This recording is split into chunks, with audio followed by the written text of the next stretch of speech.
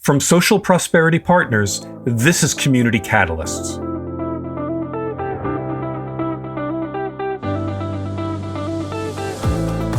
Welcome to Community Catalysts, the podcast that examines the qualities of community leadership and the many paths and forms it can take. I'm your host, Matt Lehrman.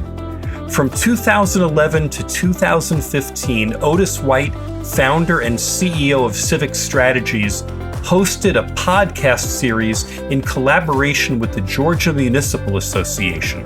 He interviewed a fascinating range of community leaders and invited them to share the hard-earned lessons of their efforts to achieve meaningful progress in their communities.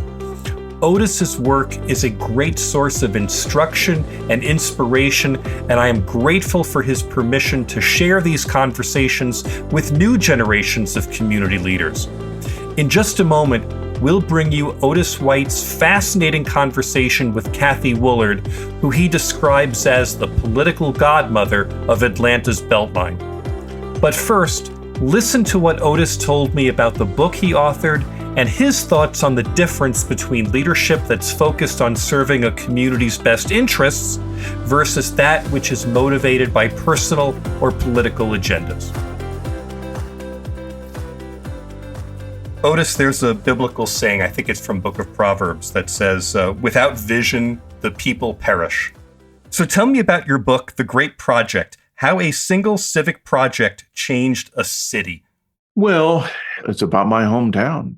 An incredible thing that happened there. My hometown is Columbus, Georgia. It's about 100 miles southwest of Atlanta along the Alabama state line. And for as long as I could remember, its downtown had been going down.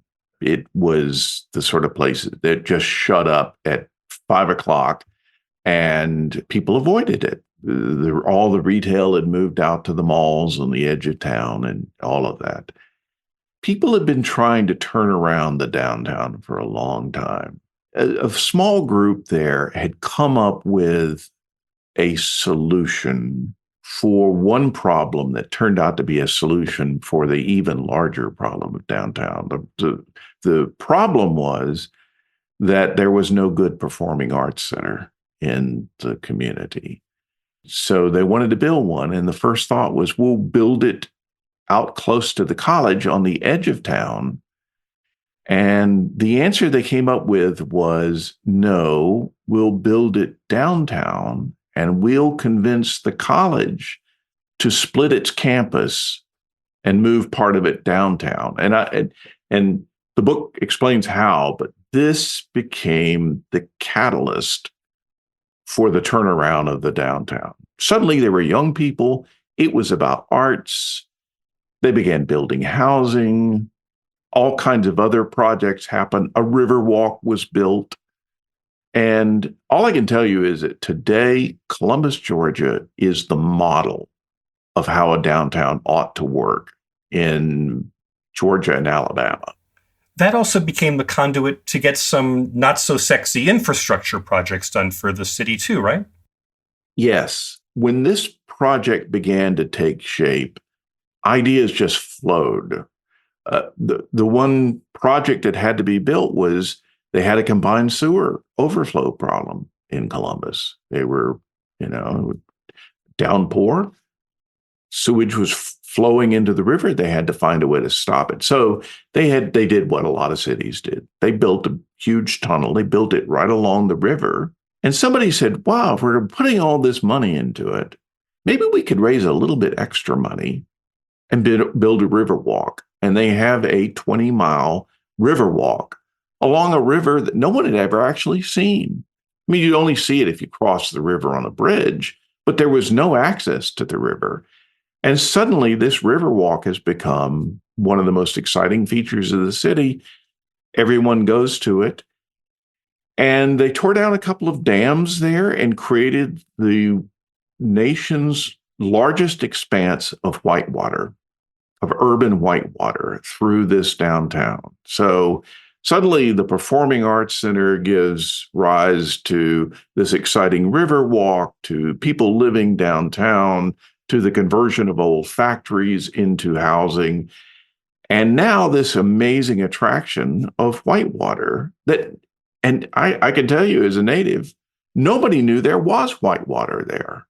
It had all been, these are century-old dams, and no one had ever seen it before.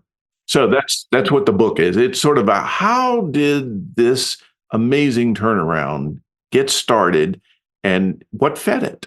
So what have you learned from this experience about the connection between the act of leadership and being able to offer some grand vision for the future? Is one dependent on the other? They work collaboratively. That is, leaders who are very effective sometimes don't start out with a vision. The vision comes to them. By the way, can I tell you my formula? Sure. I love formulas. And I have a Rhino formula, RINO, and it doesn't stand for Republican in name only. It stands for, it helps me understand how change gets started in cities or in communities. And it starts with the R and the N, that is relationships and people talking about needs. So basically, you need people who are in some sort of relationship to one another, talking about the community needs. And that's where change usually gets started. Connect them to a set of ideas. So all they know is we don't have this. We're suffering from that. Here's an idea. Maybe this will work. You begin with the R and the N, then you add the I part of it, the ideas, and you still lack. But even then, we know what our problems are. We have some ideas about fixing it. We just don't know where to get started. And that's where the O comes in. It's somebody spots the opportunity. And in the case of this Performing Arts Center, that was just the opportunity that unlocked the downtown. It was big. It was highly successful. It began to allow people to see opportunities that they had never seen before. But it took someone who knew how to do that. And that truly is what great politicians can do. They are opportunity spotters. Okay, I think I know how to get this started, is the art of the really successful political figure. Are you spelling Rhino RNIO? It's relationships, needs, ideas, opportunities. Yes, but for the sake of remembering it, Rhino works better than RNIO, but the right sequence is R plus N, pause, plus I, pause, and then the opportunity. Somebody says, okay, I think I can solve this. I know where to get started. I get it. You said it was a formula, so I have to remember it's a formula. I was thinking it was an acronym, so that's how our brains work differently, but I get it now. Otis, you've worked with a lot of different communities and you've experienced a lot of different dynamics of decision-making. How do you differentiate between leadership that serves the community's best interests and leadership that seems to be motivated by personal or political agendas? And does that even matter if it gets the results that you want? It matters. It matters why people do things. Yeah, so yes, I think it matters why people do things, and we need people with good motives to be involved in government, because ultimately they won't do the right thing. And even if it works out in some way, we need people with good motives. Can I tell you? I once asked a mayor who had been a successful trial lawyer about how she makes decisions. And she said, well, it goes back to the days when I was a young trial lawyer, inexperienced. I'm usually going up against people with a lot more legal experience than I had. So she said, so I had a little pep talk that I did. And as I was standing outside the courtroom door, before I walked in, I would say 4 questions. Number 1, am I doing this for the right reasons? Number 2, have I done my homework so I know what I'm talking about? Number 3, have I sought out and respected others? And number 4, have I been reasonable in my approach? And she said, I ask myself those 4 questions as mayor all the time. And I think that was why she was such an effective trial lawyer. And it's why she was an effective mayor. And that was captured in one of the podcasts. And people still tell me they remember what Teresa Tomlinson said about how to make good decisions. So you have to come at things the right way.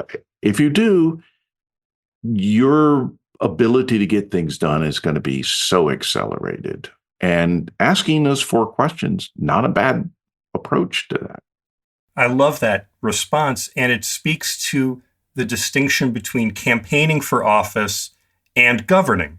And campaigning for office is about appealing to your constituency, finding the wedge issue, differentiating yourself, making the case so someone will turn out passionately, some group will turn out passionately to support your candidacy.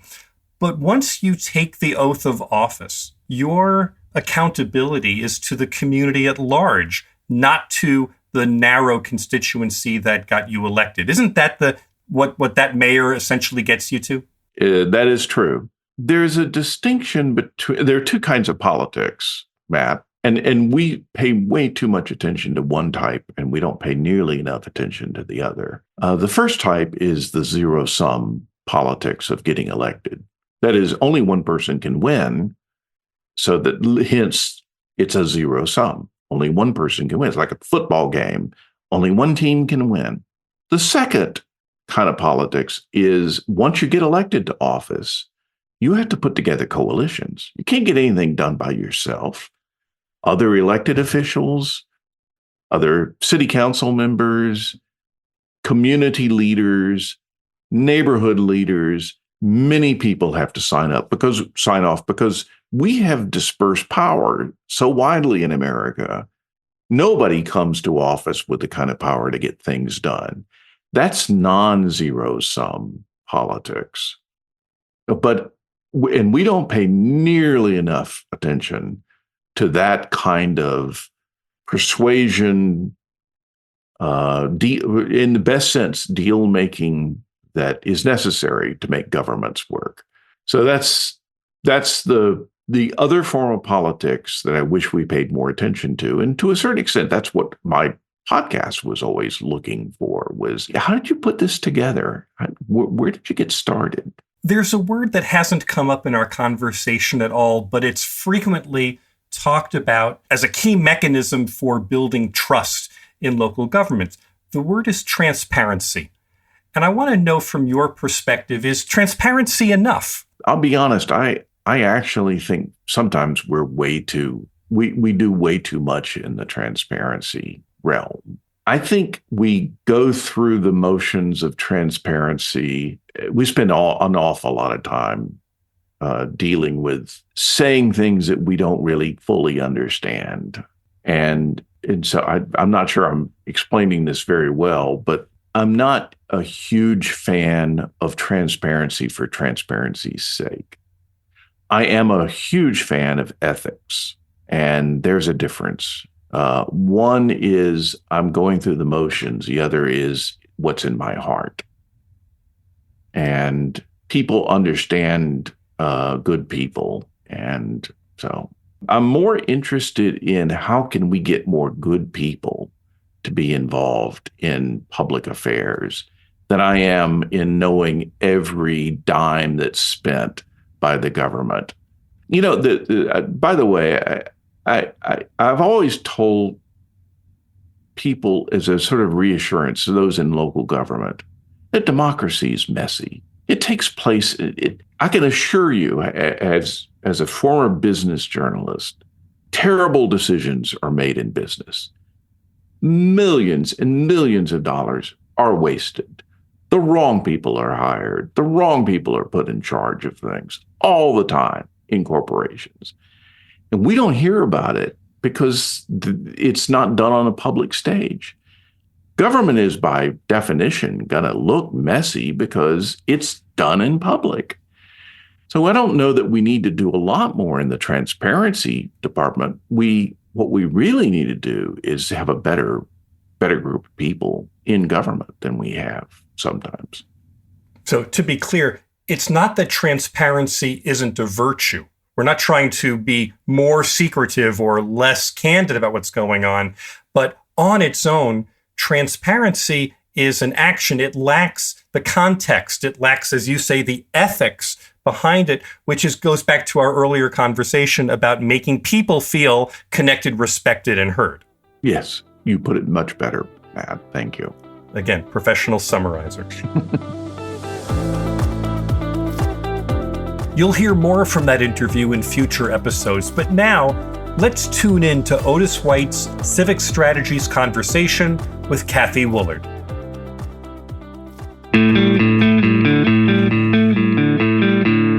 Hello and welcome to Civic Strategies, a podcast about cities and their leaders produced in cooperation with the Georgia Municipal Association. I'm Otis White. On our show today is Kathy Woolard, former president of the Atlanta City Council. She was a council member before being elected city council president, which made her second in line behind then Mayor Shirley Franklin. She served one term as council president before running unsuccessfully for Congress. She has worked for CARE, the International Relief Organization, and has been the interim director of Aid Atlanta, which is the city's leading service organization for people with HIV and AIDS. She is a lobbyist for environmental and human rights organizations, and did I mention that Kathy was the first openly gay person ever elected to office in Georgia? But there's something else about Kathy Woolard that is worth knowing. She is the political godmother of Atlanta's Beltline. If you don't know about it, the Beltline is a 22-mile corridor of old railroad tracks that circles downtown, running through 45 neighborhoods. The original aim was to make it a circle of light rail, opening whole new parts of the city to rail transit. But it quickly became something else, a ring of parks and jogging trails with the possibility of light rail one day.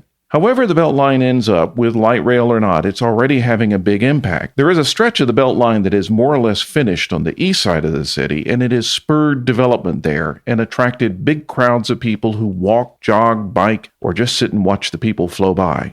As the Beltline completes its circle around the city, it promises to have this impact on other neighborhoods. But the story of how the Beltline came to be and the role Kathy Woolard played in it is almost as interesting as the project itself, and that's what we want to talk about today. So with that introduction, welcome, Kathy. Thanks so much, Otis. Why is the Beltline considered such a transformative project for Atlanta?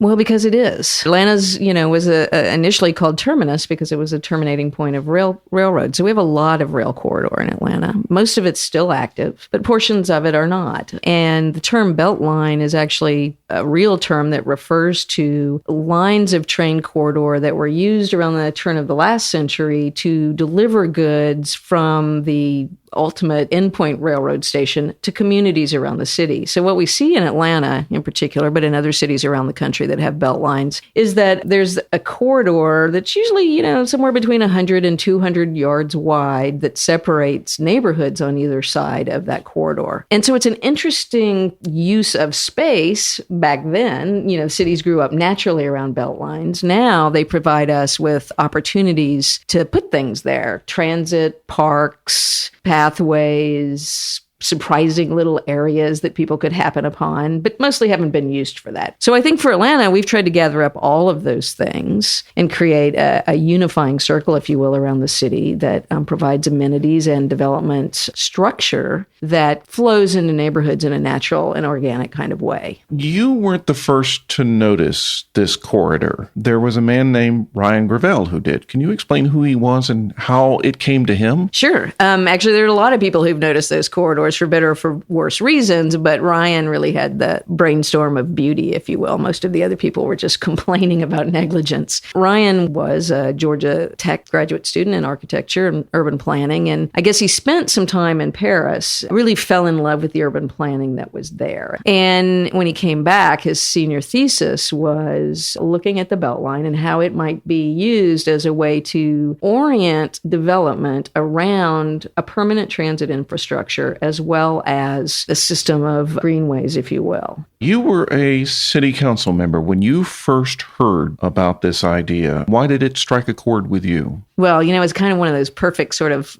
timing and opportunity moments. I think I was a sophomore city council, no, maybe a freshman city council member, and I chaired the city's transportation committee. And at the time, we mostly dealt with our world's largest airport, but we didn't really do a lot with transportation. And the district that I represented at the time had the Northeastern Corridor in it.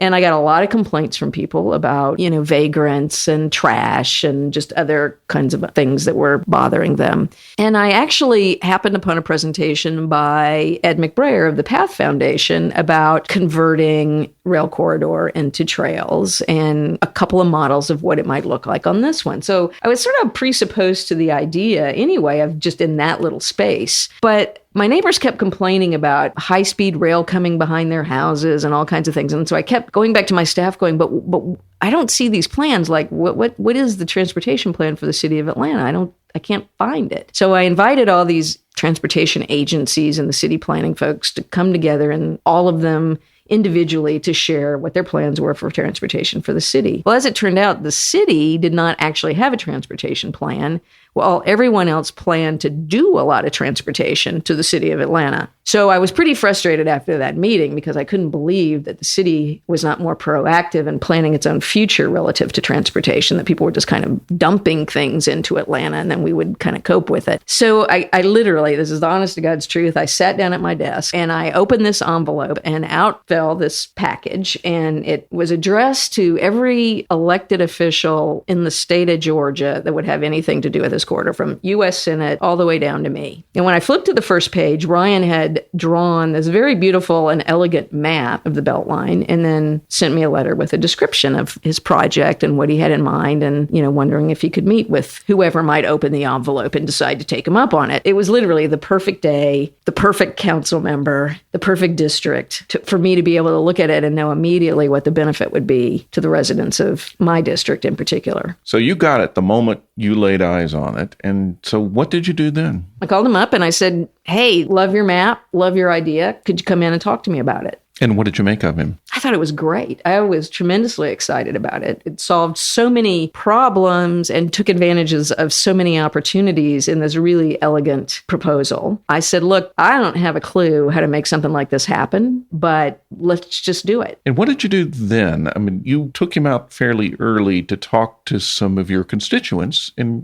why did you do that? I represented a very active district that had a lot of opinion about a lot of things. And so I knew full well that I couldn't start any project without getting my district's buy-in. So we have a system of neighborhood planning units here that have regular meetings about things that would be of interest to the neighboring areas. So we just started going to each of the neighborhood planning unit meetings and the neighborhood association meetings and talking about this project and just showing pictures and getting their feedback. And the folks in District 6 were pretty open to the idea because they were all fairly closely aligned around this vacant corridor that was really, had some nuisances to it. Did they also get the idea that this could be transformative, or were they mostly interested in just taking care of the nuisance? The folks in that particular district were pretty sophisticated in terms of being interested in urban planning. There was also in that district at the time a tremendous amount of development pressure. So people were very concerned about the pace of development and the quality of development and the density of development. And part of the idea of the Beltline project is that we would be talking about density that is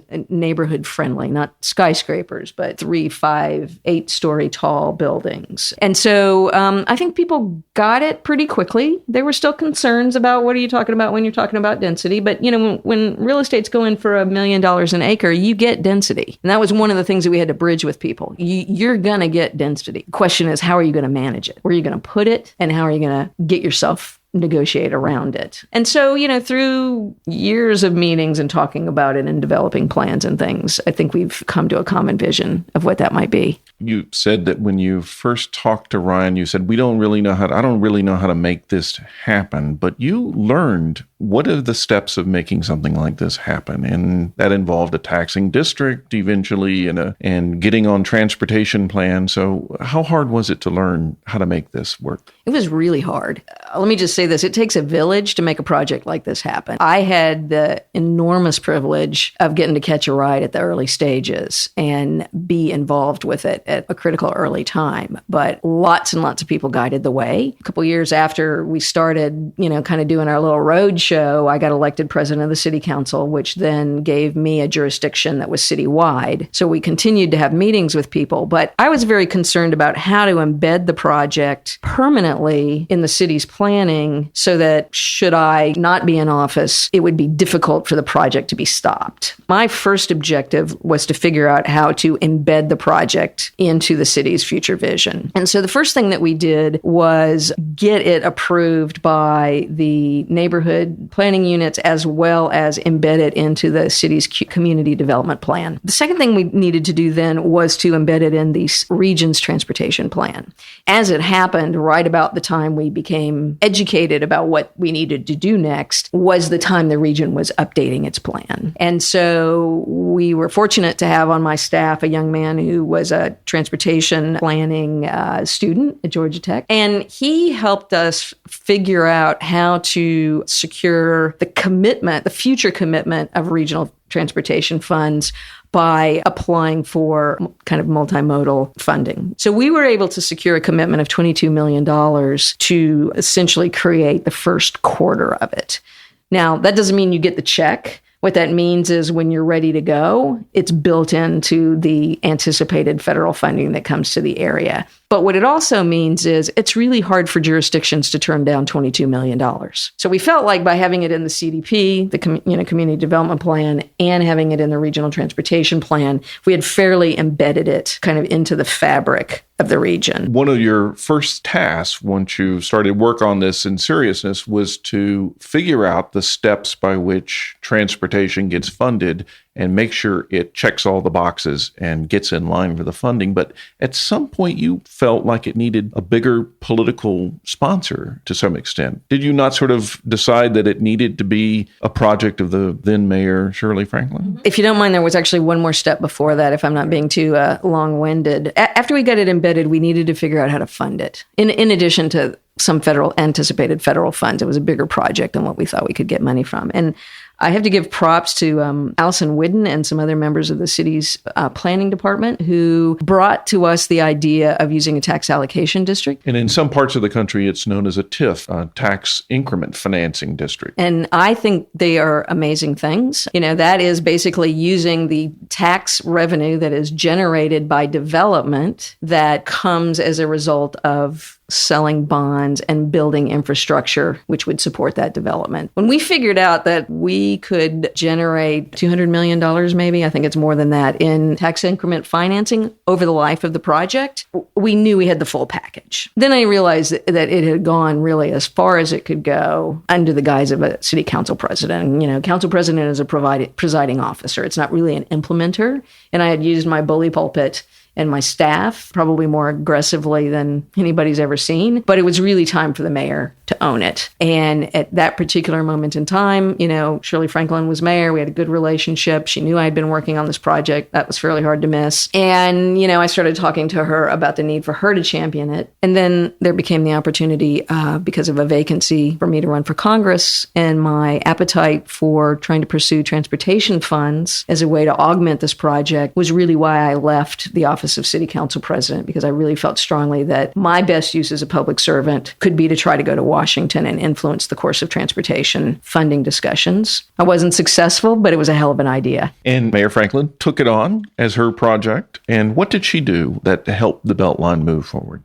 Well, she created a funding organization as well as an implementing organization, and then began to use the resources that she has as mayor of Atlanta to begin to staff it and, start to execute planning on a more of an implementation level. And the rest is history. We're underway now. As I said in the introduction, it has become identified more as a circular park with trails and so on, and hailed as a benefit for that reason. But I have to ask you, you again, sort of, how do you feel about the Beltline? If it doesn't have light rail, so what? Yeah, that's how I feel about it. If it doesn't have light rail, it's a great linear park. But if we want to be a great city, it's going to have transportation on it. One of the things that has been subject of speculation, but research doesn't bear this out, the Beltline has the highest real and potential density of ridership of any transportation project in the metropolitan Atlanta region. What's important about that is, and we all know this, Atlanta is not a walkable city. It's not a bikeable city. We're choking under our own lack of planning. And the Beltline gives us an opportunity to connect with MARTA,